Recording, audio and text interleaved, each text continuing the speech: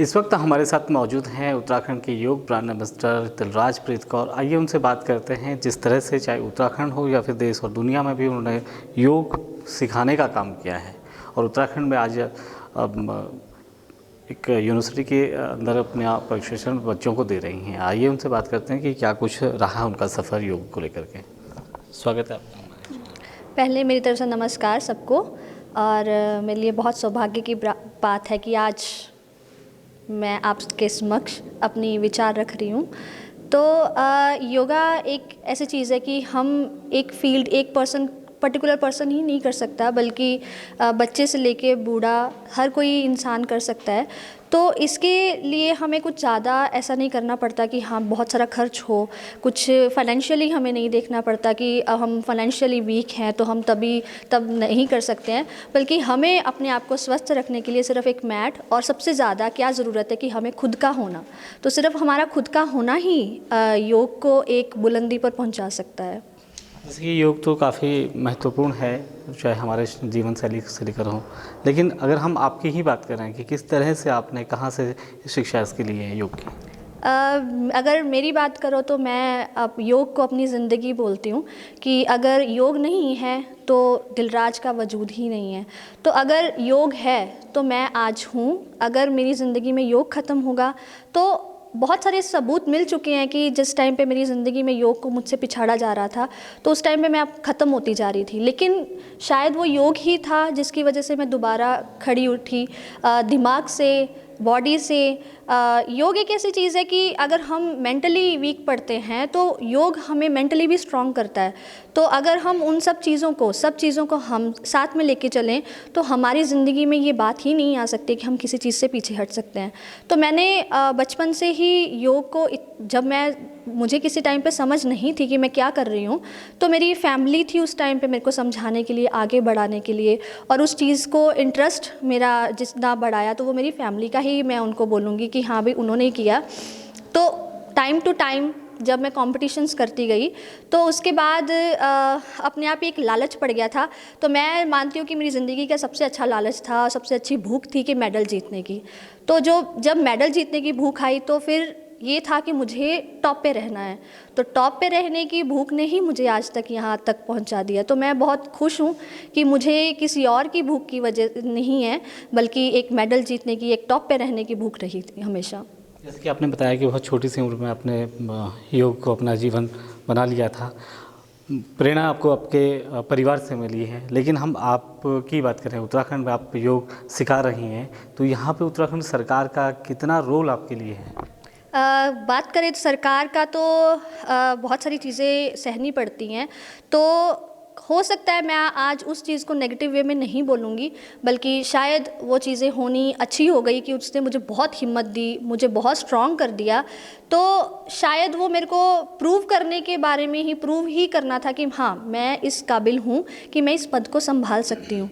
तो अगर मैं योगा की नहीं होती, किसी और चीज़ की होती, शायद मैं डगमगा जाती, लेकिन योग ने मुझे इतनी हिम्मत दी है कि उनका मैं नाम दे सकती हूँ कि हाँ प्राणायाम है, ध्यान करते हुए तो मेरे दिमाग में अपने आप ही हिम्मत आती गई। बाकी करूँ बात मैं सरकार की, तो हाँ वो बहुत सारी चीज़ें थी जिन्होंने मुझे पिछाड़ा। हरीश रावत के समय पे आपको योग ब्रांड एम्बेसडर बनाया गया था, उसके बाद सरकारें बदली, फिर त्रिवेंद्र सिंह रावत की सरकार आई। क्या आपको क्या कुछ मिला है सरकारों से? जब हरीश रावत जी की बात करें तो मैं उनका कभी भी देन नहीं दे सकती हूँ कि उन्होंने मुझे इतना अच्छा ब्रांड नेम दिया, मेरी मेहनत को एक नाम दिया। और उसके बाद जब सरकारें बदली तो शायद हरीश रावत जी ने मेरी काबिलियत जो थी मुझे पहचाना, लेकिन उसके बाद जब त्रिवेंद्र सरकार आई तो उसके बाद शायद मुझे दोबारा अपने आप को प्रूव करना था। तो वो 2-2.5 साल जो मेरी ज़िंदगी के बहुत मुश्किल थे, वो 2-2.5 साल मुझे अपने आप को प्रूव करने में लगे। लेकिन इस बात की मैं बहुत सौभाग्य वाली हूँ कि हाँ भाई मेरे साथ हरक सिंह रावत जी जो हमारे माननीय आयुष मिनिस्टर हैं, तो वो वो मेरे साथ ऐसे खड़े थे कि उन्होंने मेरी काबिलियत को पीछे नहीं होने दिया, मेरी हिम्मत को पीछे नहीं होने दिया। तो हर जगह पे जैसे ही मैं थोड़ी डगमगाती थी, मुझे हिम्मत देने के लिए हमेशा उनका परिवार हमेशा रहता था। कुछ दिक्कत आती थी तो मुझे वो इतनी हिम्मत देते थे कि मुझे याद करवाते थे कि मैं हूँ कौन और मेरा काम क्या है। और बात बात पे समय समय पर मुझे उन्होंने अपना काम याद दिलाया, मुझे मेरी रिस्पॉन्सिबिलिटीज़ याद दिलाई। तो आज भी मैं अगर आज के टाइम पे अगर मैं बोलूँ तो मेरे पास सबसे बड़ी सपोर्ट हरक सिंह रावत जी की है। तो बस मैं वेट करती हूँ कि हाँ, मुझे अच्छे अच्छे मौके मिले ताकि मैं उत्तराखंड के जो यूथ है, सबसे ज़्यादा बात करें यूथ की, तो जो कि यूथ जो है हमारा पीछे चल रहा है, बहुत पीछे चल रहा है कि बच्चों को ये नहीं पता चल रहा है कि वो उनको आगे करना क्या है। तो मैं ये चाहती हूँ कि वो अपने आप को, चाहे वो इंजीनियर हो, चाहे वो डॉक्टर हो, लेकिन ये मैं ज़रूर चाहूँगी कि वो अपने आप को योग से ज़रूर जोड़े, क्योंकि योग जो है वो कहीं अलग नहीं है। हमारी ज़िंदगी हर एक इंसान का, चाहे मैं पहले ही बोल चुकी हूँ कि बच्चे से लेके बूढ़े तक की ज़िंदगी का हिस्सा है। जैसे कि आपने बताया कि काफ़ी संघर्ष भरा जीवन आपका रहा है, 2.5 साल आपने बहुत संघर्ष किया है। अभी की वर्तमान में स्थिति आपकी किस तरह से है, कैसे आप यहाँ पे जो आपकी जो जॉब है वो चल रही है? 2.5 साल तक जो संघर्ष किया था उसने इतनी हिम्मत दे दी कि आज के टाइम पे अगर छोटे छोटे संघर्ष करने पड़े तो उनके लिए मैं हमेशा तैयार रहती हूँ।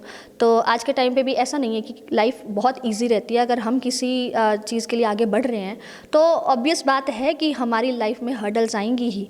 तो अगर हमें एक जगह पे स्टेबल रहना है तो उससे खुश इंसान कोई नहीं होता कि हाँ भाई कुछ काम नहीं करना है हमें। लेकिन अगर किसी इंसान को आगे बढ़ना है तो उसको हर्डल्स को क्रॉस करना ही पड़ेगा। तो मेरी लाइफ में मैं चाहती हूँ कि कभी हर्डल्स ख़त्म हो ही ना, क्योंकि मुझे आगे बढ़ना है और साथ में मुझे उत्तराखंड का जो यूथ है उसको मुझे साथ में लेके चलना। एक अंतिम सवाल आपसे कि किस तरह का संदेश आप देना चाहेंगे उत्तराखंड के नौजवानों को?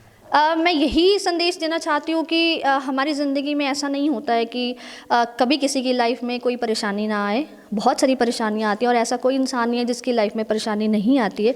लेकिन उस चीज़ को जाने देना, मतलब छोड़ देना, वो कोई सल्यूशन नहीं होता है।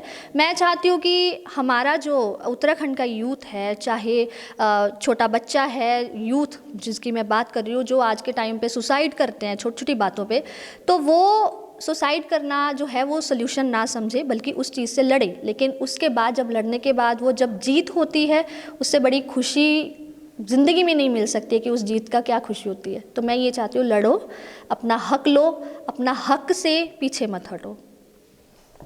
तो ये थी हमारे साथ योग ब्रांड मास्टर दिलराजप्रीत कौर, जिनके सीधे तौर पे कई बातें उन्होंने हमारे बीच में रखी। जहाँ एक तरफ केंद्र सरकार की एक टैगलाइन है कि बेटी बचाओ बेटी पढ़ाओ, लेकिन ऐसे में बेटियों को अपने वजूद के लिए खुद लड़ना पड़े तो फिर इन बातों का क्या महत्व रह जाता है। मैं सहयोगी राजन बड़ोला के साथ हरीश खनिराज, समय साक्ष्य, देहरादून।